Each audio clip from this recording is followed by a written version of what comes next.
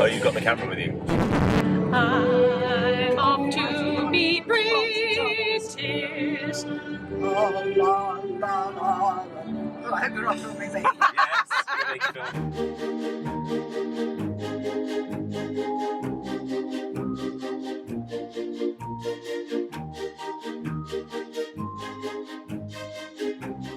Well, folks, after 7.5 years of living in the UK after marrying my British husband, I am finally myself a British citizen. On the 18th of June 2025, I affirmed my allegiance to His Majesty King Charles III, his heirs and successors, and pledged my loyalty to the United Kingdom to respect its rights and freedoms, uphold its democratic values, observe its laws faithfully, and fulfill my duties and obligations as a British citizen. British citizen. British citizen! Actually, at my ceremony, they laughed about how difficult it was to say British citizen. We weren't allowed to film or photograph anything until after the ceremony concluded, which I'm perfectly fine with, as no one needs to see my awkward recitations. But in what was an astonishing, centuries-old full circle moment, my citizenship ceremony took place in Gloucester at Shire Hall, which is literally just down the street, just steps away from St. Nicholas's Church, where my English ancestors on my maternal side are buried. It was their children who immigrated to the American colonies in the 1600s, and now after nearly 400 years, I've come home. The fun thing is that we didn't learn about any of this ancestry until after we moved here. It was by pure coincidence I came to live in the very same area. So we had walked by this church numerous times before we discovered its familial significance. Now, St. Nicholas Church isn't in the best condition, so it is no longer used for service, and to visit it, you must collect a key from one of the nearby businesses. So after my ceremony, we had lunch at Brimble's Cafe, one of my favourite Gloucester eateries, directly across the street from Shire Hall. Hello. And from there collected the keys to visit my ancestors and give them the good news. I've just opened it. I like its wooden top.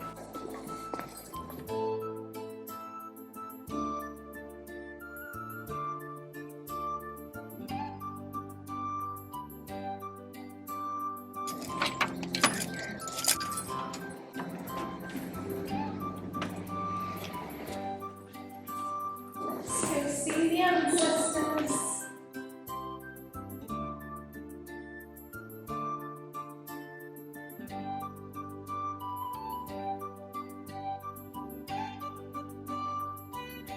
I've come home. Even more astonishing was what we learned that very day of my ceremony. As we entered the church, we saw there was an art exhibition from the local college students, with figures sitting in the pews representing prominent people connected to Gloucester. There they are. Oh, yeah. John Dayton, Oh, how cool. celebrated surgeon who also owned the building now comprising the Folk. And it was from this exhibition that we further learned that another building we'd walked past numerous times and even toured inside a few times, what is now the Gloucester Folk Museum, was my ancestors' home. What has always been one of my favourite, beautifully wonky timber-framed buildings in Gloucester is my ancestral home. On a visit many months ago, I even took these photos thinking that possibly my ancestors saw these same unchanged views with the church out the windows. Turns out, they absolutely saw these same sights and heard the same church bells because they lived there. And now, I'm here, fully and legally returned to my British roots.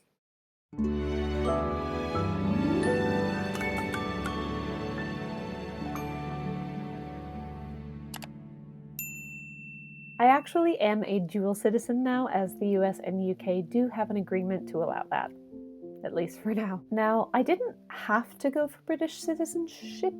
It's very hard to say. I already had indefinite leave to remain and could have simply remained a permanent resident for the rest of my life, but I wanted citizenship. I want to be able to vote. I want to be able to fully engage in the society in which I live and intend to live for the rest of my life, because truly, the UK does now feel like home.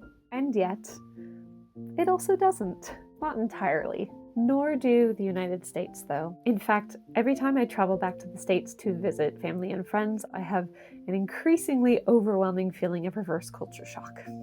even putting aside the current political climate.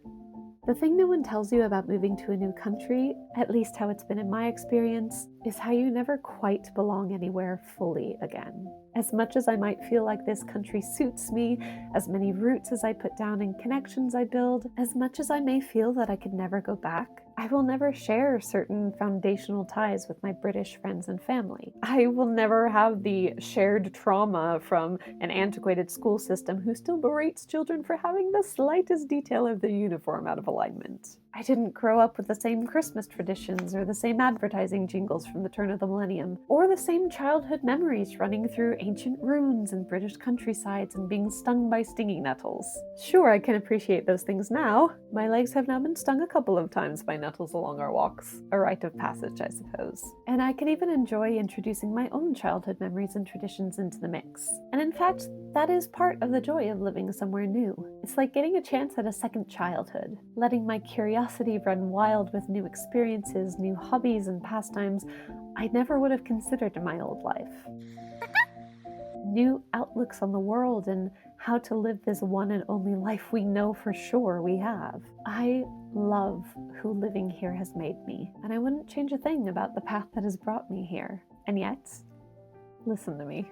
Along my current quest to live life more simply and more authentically, I'm going to speak now a little differently, because this is also who I am. There is no doubt that my accent and my vocabulary have changed since moving here. In all honesty, my accent is fluid these days and often shifts depending on the situation and who I'm surrounded by, often being some hybrid British-American mixture. Am I with people who already know me, who might already expect me to sound a certain way? Am I around strangers, ordering food at a restaurant or in a grocery store? For some strange reason, my British accent comes out most fluently when I'm around British children, possibly because in my very early days of living here, our nephew mildly traumatized me when at 4 years old, he told me off for how I said a particular word.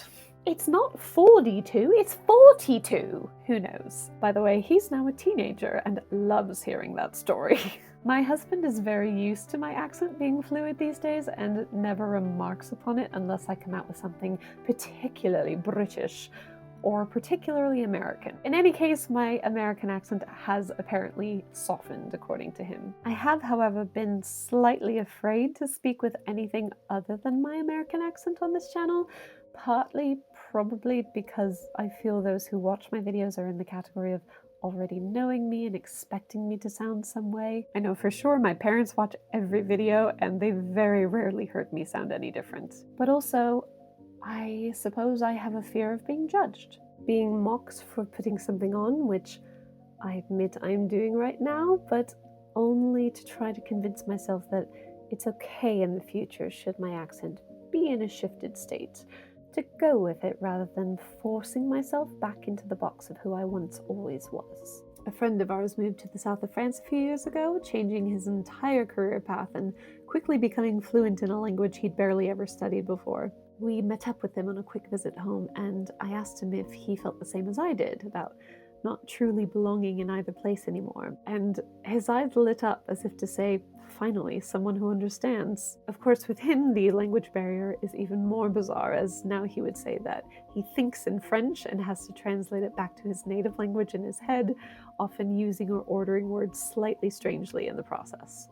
But that moment of feeling that I may be different, but I'm not alone, made all the difference. And that's the thing. We're all different. We all don't truly belong in every aspect of our life, but we're not alone. And knowing that we're not alone is what helps us thrive. The other weird thing I've discovered as I experience my accent shifting and being more fluid is that the physicality of speaking with a more English accent actually suits my mouth better. I think an American accent makes us move our mouth a lot more, whereas this sort of English accent at least is more centrally placed. So you can say quite a lot without moving your mouth a lot. That's a bit of an exaggeration, but you can see what I mean. I've always felt that I get slightly tongue-tied and trip up on my words in my native accent, so I do sometimes prefer speaking this way. I still will probably mostly default to my American accent in coming videos, but this is just a moment of reflection to explain why I may sound different from time to time. In reflecting on the past several years, I recently rewatched one of my vlogs from my Building My Dream Fantasy Library series, in which I held a little Q&A, including topics regarding living in England. I don't often rewatch old videos, but I have to say most of what I said back then is pretty much still the case, except for the thing about sourdough bread. Not only have I found some incredible sourdough bread here from the artisan bakers who stock my local farm shops, but I've also had boudin multiple times on the visits to the States since then, and it's actually not as good as I remember it to be. The taste is basically still good, but there's something about the quality of the bread itself which I actually find a bit lackluster now. The breads we get here just have more substance to them. Sorry, boudin. I mean, I'll still have it when we're in the right area. Where was I? I'm not even sure where I was going with that, except to say that I'm still in love with this country. The perpetual green and the hilly views on my way to work never get old. Walking the public footpaths through fields or woodland on a nice spring day never gets old. I'm right where my soul belongs, immersed in the quaint fairy tale environment I used to only watch in films when I was younger. As I've said to my friends, I'm still jealous of myself. I'm home. Again. I'm going to wrap things up with a quote from The Unlikely Pilgrimage of Harold Fry by Rachel Joyce. I read this a couple of years ago, and I wrote down a quote in my little reading journal, which I keep track of everything I've read and then write down some of my favorite quotes. And this one just seemed, well, relevant. Harold believed his journey was truly beginning. He had thought it started the moment he decided to walk to Berwick, but he saw now that he had been naive. Beginnings could happen more than once, or in different ways. You could think you were starting afresh when actually what you were doing was carrying on as before. He had faced his shortcomings and overcome them, and so the real business of walking was happening only now. I absolutely loved this book when I read it, and of course it takes place all throughout England. He actually travels through some of the places around where I live and work. And there was a film that came out not too long ago starring Jim Broadbent and Penelope Wilton that equally was filmed all throughout England. And there's one particular scene at a bus stop that is a street that I travel down regularly. So that was quite fun. I do recommend this one. It was fantastic. Of course, a big thank you to my current 8,000. Ooh, I passed 8,000. 8,118 subscribers, as well as all other fellow bookworms, collectors, nerdy, different human beings watching, and anyone joining in from the future. I am considering doing another Q&A video sometime soon. If there is any particular interest in that, feel free to leave a question below about books, life, whatever, if there is anything about which you are curious. In the meantime, be kind, be curious, be authentic and effective. So long.